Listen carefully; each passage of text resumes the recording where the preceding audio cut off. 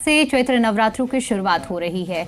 माता की भक्ति में सराबोर होने का ये 9 दिनों का समय होता है, जहां भक्त अपनी अपनी तरह से माता की पूजा अर्चना करते हैं और विशेष कृपा की प्राप्ति करते हैं। ऐसे में 9 दिन बहुत ज्यादा खास हो जाते हैं। कुछ लोग उपवास रखते हैं, माता की पूजा अर्चना कर उनकी कृपा पाते हैं। और हमारे साथ स्टूडियो में खास मेहमान जुड़ चुकी हैं मशहूर ज्योतिषाचार्य वायराखी जी। उनसे समझते हैं, क्योंकि आज नवरात्रि का पहला दिन है, क्या कुछ विधि का भक्त पालन करें और माता की विशेष कृपा की प्राप्ति करें। बहुत स्वागत है वायराखी जी आपका जी दिल्ली एनसीआर हरियाणा पर। सबसे पहले तो इस बार हम आपसे समझना चाहेंगे कि माता का स्वरूप बदलता है नवरात्रि में। जब माता प्रवेश करते हैं तो इस बार माँ का स्वरूप इस नवरात्रि में किस तरह का रहने वाला है? देखिए, सबसे पहले सभी दिल्ली एनसीआर देखने वाले सभी दर्शकों को नव वर्ष की हार्दिक हार्दिक शुभकामनाएं। नवरात्रों की, चैत्र मास के नवरात्रों की हार्दिक शुभकामनाएं। ये जीवन आपका, ये वर्ष आपका सबसे खूबसूरत हो, आपके सभी सपनों को पूर्ण करने वाला हो। आप हमेशा खुश रहें। आज केवल नवरात्रे ही नहीं है चैत्र मास के, आज हिंदू पंचांग के हिसाब से विक्रम संवत 2082 की शुरुआत भी हो रही है और उसका राजा और मंत्री दोनों सूर्य हैं। बहुत अच्छा सवाल आपने पूछा। माँ के 9 दिन अलग अलग स्वरूप होते हैं, माँ के अलग अलग मंत्र होते हैं, माँ के अलग अलग भोग होते हैं, माँ के अलग अलग नाम होते हैं, माँ के अलग अलग पुष्प होते हैं, अलग अलग कहानियां होती हैं, जो हम आपसे सालों साल से लगातार इस चैनल पर साझा करते ही आ रहे हैं। आज के दिन की अगर बात की जाए तो आज शैलपुत्री की पूजा की जाती है और हिमालय पर्वत राज के यहाँ जन्म लेने की वजह से इनका नाम शैलपुत्री बना। और माँ बहुत ही सौम्य रूप में है। माँ जो है वृषभ पर सवारी करती है, एक हाथ में उन्होंने त्रिशूल पकड़ा है तो एक हाथ में उन्होंने कमल का पुष्प अर्पण किया हुआ है। माँ बहुत ही ज्यादा आपको बहुत आसानी से बड़े बड़े वरदान दे देती है और अभी देती है। मैं आपको बता दूं कि आज ही के दिन से ब्रह्मा जी ने सृष्टि की उत्पत्ति की थी, इसलिए नए पेड़, नई पत्तियां, नए पौधे, नए फल, बाजार में नई तरह की सब्जियां, सब कुछ नया। प्रकृति जो है ना चरम सीमा पर होती है और नए उद्भव, नई जिंदगी, नई चीजों की शुरुआत मार्च के महीने में, अप्रैल के महीने में विक्रम संवत में की जाती है। बिल्कुल, ये तो आज से नवरात्रि की शुरुआत पर बात हुई, लेकिन सबसे पहले क्योंकि आज से ही हम शुरुआत करते हैं, चाहे व्रत की बात करें, माता की पूजा अर्चना की, तो अब बात कर लेते हैं घट स्थापना की। आखिर घट स्थापना के लिए क्या जो श्रद्धालु हैं उन्हें किस विधि का पालन करना चाहिए, कैसे घट स्थापना होगी? अभी जिस वक्त आप ये कार्यक्रम देख रहे हैं ये लाइव है। अभी से लेके दोपहर के 1 बजे तक अभिजीत मुहूर्त बीच में ही आ रहा है। आप घट स्थापना कर सकते हैं, बहुत अच्छा होता है कलश स्थापित करना। भले ही आप व्रत रखें ना रखें, लेकिन अपने घर में कलश स्थापना करें। सिर्फ इसलिए नहीं क्योंकि चैत्र मास के नवरात्र हैं, बल्कि इसलिए भी क्योंकि आपको ये बात समझनी होगी कि हिंदू पंचांग नव वर्ष शुरू हो रहा है विक्रम संवत 2082। तो शुरुआत में अगर हम अपने घर में कलश बिठाते हैं और वो मिट्टी का होता है, उस पर हम आम के पत्ते, पान के पत्ते रखकर नारियल रखते हैं, तो हमारा जीवन में सब कुछ आसानी से होने लगता है और मंगलमय हो जाता है। बिल्कुल वैसे ही जैसे आप अपने घर में नए गृह प्रवेश करते हैं तो सबसे पहले वहां पर कलश की ही स्थापना करते हैं। तो घट स्थापना का ये इस वक्त मुहूर्त चल रहा है। जब आप घट स्थापित करें तो कोशिश करें कि आप मिट्टी में ही करें, क्योंकि मिट्टी से ज्यादा खूबसूरत और कोई भी चीज नहीं होती और पवित्र होती है। अब आपको उसमें थोड़ी सी लौंग, थोड़ी सी इलायची, थोड़ी सी लाल दाल, थोड़े से कपूर का एक टुकड़ा, एक चांदी का सिक्का या 1 रुपए का सिक्का अर्पण करना है। जल भरना है, गंगा जल उसमें जरूर मिलाना है, गुलाब जल उसमें जरूर मिलाना है, उसके ऊपर स्वास्तिक बनाना है, मूली बांधनी है। उसके बाद उसको आप ढक्कन से ढकें, उसके ऊपर आप जो है नारियल रखें लाल कपड़े में लपेट कर। तो कई लोग इस घट को जो है जो जौ बीसते हैं उसी के ऊपर रखते हैं। जैसे जैसे भांति भांति आपका शहर और राज्य में आपकी सासू माँ ने आपसे करवाया, आपके बड़ों ने करवाया, वैसे करें। पर घट स्थापना और जौ बीजना जरूर करें, क्योंकि जब ब्रह्मा जी ने इस धरती की उत्पत्ति की थी तो क्या आपको पता है धरती पे सबसे पहली चीज जो ब्रह्मा जी ने फेंकी थी जिससे कि धरती का उद्गम हो, शुरुआत हो, वो जौ ही थे। बिल्कुल, ये तो घट स्थापना की विधि के लिए और किस तरह से स्थापित किया जाए आपने बताया। आप इसके साथ साथ कुछ ऐसी मान्यताएं चली आ रही हैं अखंड ज्योत को लेकर भी कि आज पहले दिन जो अखंड ज्योत जलाई जाती है वो पूरे 9 दिनों तक जलती है। उसके लिए क्या कुछ विधि और क्या विशेष किया जाए, भक्त उस उपाय को मान सके? देखिए, मैं आपको बताऊं, कोई विधि विधान नहीं होता है। हम नवरात्रों में जो है मौसम बदल रहा होता है, आपको पता है अभी सर्दियां गई, हम गर्मी की तरफ जा रहे हैं। हम कम खाएं और लहसुन प्याज ना खाएं और सात्विक भोजन करें और एक टाइम का भोजन करें, कम करें ताकि हम सेहतमंद रहें। और अगर आप अपने घर में माँ की अखंड ज्योत जला सकते हैं। सुंदर दीप घी भर कर करूं आज तैयार, ज्ञान उजाला माँ करो मेटो मोह अंधकार, चंद्र सूर्य की रोशनी चमके चमन अखंड, सब में व्यापक तेज है ज्वाला का प्रचंड, ज्वाला जगजननी तेरी कृपा बरसे हम पे सदा हमेशा। तो माँ जो है ज्वाला के रूप में, एक ज्योति के रूप में आपके घर में अगर आती हैं तो देखिए मंगल का साल है, हम देख रहे हैं पिछले 1 साल से लगातार अग्निकांड होते जा रहे हैं। तो आप अगर अपने घर में अखंड ज्योत जलाते हैं और जला रहे हैं तो बहुत उत्तम है, लेकिन अगर आप सुबह शाम की भी ज्योत करेंगे तो चलेगा।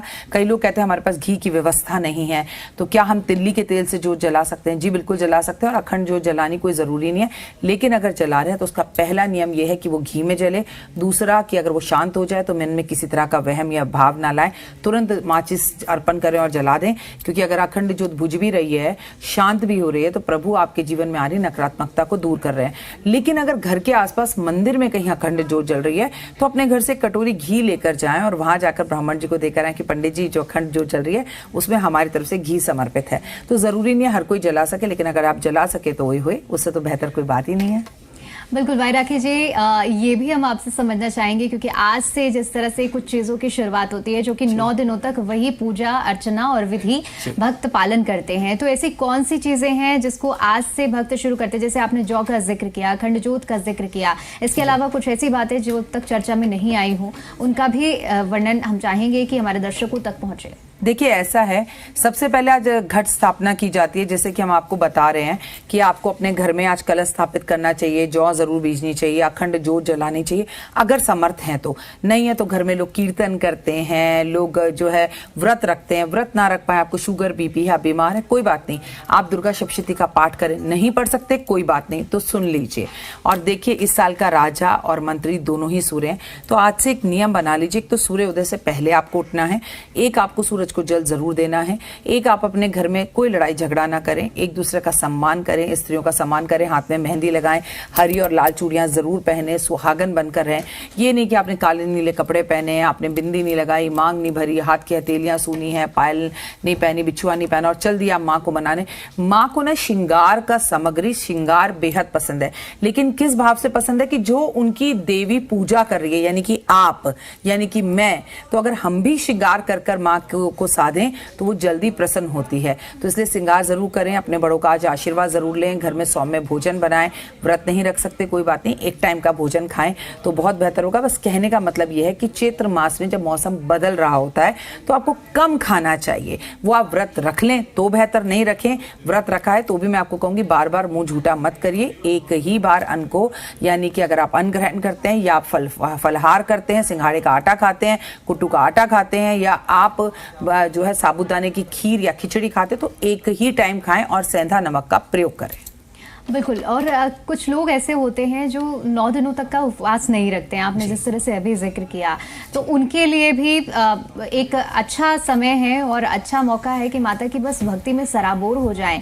अब वायराकी जी, अगर हम 9 दिनों के 9 स्वरूपों की माता की बात करते हैं तो अलग अलग स्वरूप हैं माँ के, जिन्हें अलग स्वरूपों को हम अपनी भक्ति भाव से, आस्था से प्रसन्न कर सकते हैं।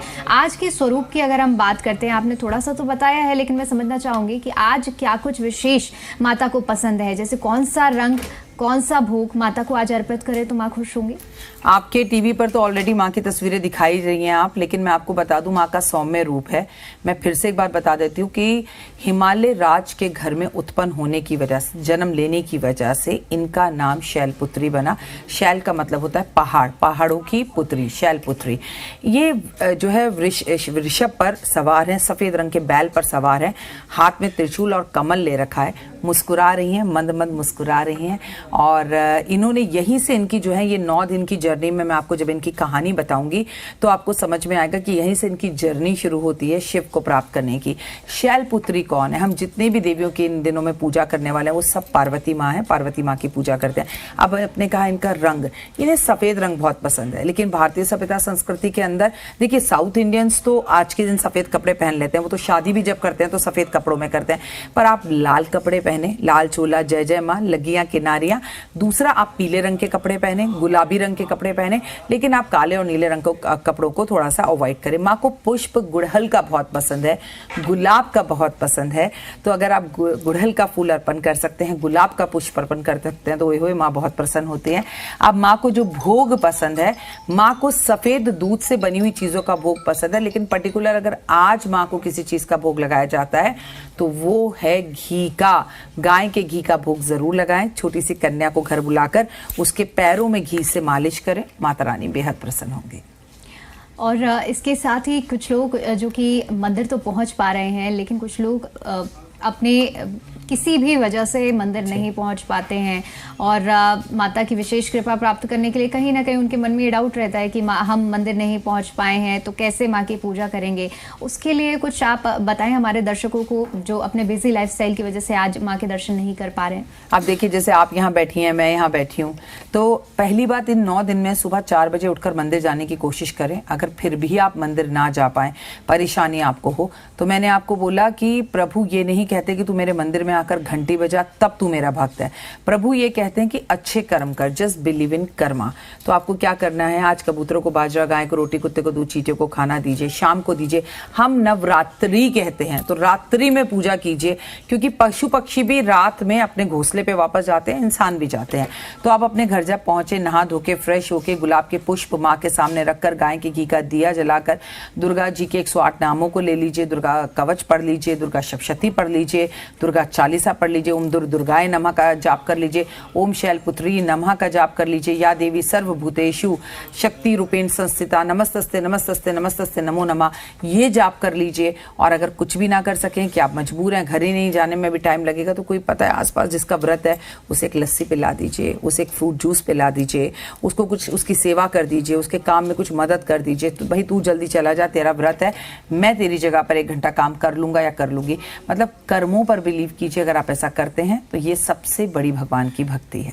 बिल्कुल। शुरुआत हमने घट स्थापना से की थी वैरागी जी, तो एक बार फिर से मैं समझना चाहूंगी कि जो लोग घट नहीं स्थापित कर पाते, आपने कहा कि बहुत उससे पॉजिटिव वाइब्रेशंस आती हैं, लेकिन कुछ लोग मजबूरन घट नहीं घर पे स्थापित कर सकते हैं, तो क्या उसका कुछ विकल्प है कि उन्हें उसका पुण्य भी मिल जाए और घट भी ना स्थापित करें? एक मिट्टी का कलश लें, एक नारियल लें, लाल कपड़ा लें और थोड़े से अक्षत लें, जाकर आसपास के किसी भी मंदिर में पंडित जी को दे दें कि पंडित जी मैं तो अकेला हूँ, कभी टूरिंग पर यहाँ, कभी टूरिंग पर वहां, मैं तो ये कलश स्थापित नहीं कर पाऊंगा या कर पाऊंगी, आप इसे मेरी तरफ से मंदिर में स्थापित कर लीजिए, जो खर्चा होगा मैं दे दूंगा या दे दूंगी। ऐसा भी आप कर सकते हैं। कुछ नहीं कर सकते तो बहुत सारे लोग ऐसे जो व्रत रखना चाहते हैं बट उनके पास पैसे ही नहीं है, वो पूजा करना चाहते हैं बट उनके पास पैसे नहीं है, तो सबसे अच्छा ये होगा कि आप उन्हें कुछ पैसे दे दीजिए तो बेहतर होगा। अब अगली बात जो जरूरी है, सबसे पहले पूजो अपनी माँ को, अपनी सासू माँ को। उनसे तो संबंध अच्छे नहीं है आपके, उनको तो आप जरूरत की चीजें दे नहीं रहे और आप माता के घी की जोत जला रहे हैं, आप माता की दुर्गा सप्तशती का पाठ कर रहे हैं। तो आज अपनी माँ को लेके मंदिर जाएं, माँ से रिश्ते सही करें, सासू माँ से रिश्ते सही करें, उनके पैर दबाएं, उनके चरणों में जाकर, खासकर मीन राशि जहां पर इस वक्त 6 ग्रह इकट्ठे होकर योग बना रहे हैं, जो योग पूरी दुनिया के अंदर हाहाकार लेके आने वाला है, भूचाल लेके आने वाला है। तो मीन राशि वालों को तो सानिध्य में अपनी माँ के ही रहना है, माँ के आशीर्वाद के बिना एक कदम नहीं चलना। बहुत शुक्रिया वैरागी जी, हमारे दर्शकों तक वो सभी जानकारी और उपाय पहुंचाने के लिए कि किस तरह से आज पूजन विधि का पालन करना चाहिए और माता की विशेष कृपा प्राप्त करनी चाहिए। तो चैत्र नवरात्र में आप सभी के मन में कुछ सवाल होंगे जिनके जवाब हमने मशहूर एस्ट्रोलॉजर वैरागी जी से जानने की कोशिश की है और उम्मीद करते हैं कि उन प्रक्रियाओं का पालन करके आप माता की विशेष कृपा की प्राप्ति कर सकते हैं।